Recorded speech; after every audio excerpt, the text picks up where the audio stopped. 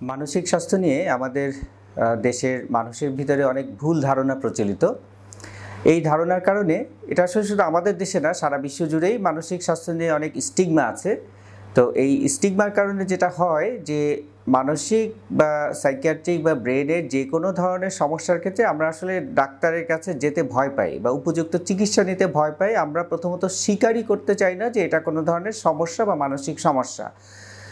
এরকমও হয় যে অনেক পরিবারের সদস্যরা বুঝেন যে তার যে আপনজন তার কোনো রকম মানসিক সমস্যা হয়েছে, সাইকিয়াট্রিক প্রবলেম হয়েছে, কিন্তু তারপরেও যদি অনেক সময় ভর্তিরও প্রয়োজন হয়, সেটাতেও দেখা যায় অনেকে ডিসকারেজ করেন এবং এটা নিয়ে অনেক সময় অনেক ফ্যামিলি ডিসপিউট অর্থাৎ পারিবারিক একটা বড় ধরনের সমস্যা তৈরি হয়। হয়তো একজনের স্ত্রী অসুস্থ মানসিকভাবে, তাকে ভর্তি করার প্রয়োজন, কিন্তু তার স্ত্রীর পরিবারের লোকজন তারা খুব কঠোরভাবে ভর্তির বিরোধী। তারা চাচ্ছে না, যেভাবেই হোক তাকে বাসায় রেখেই চিকিৎসা করতে হবে।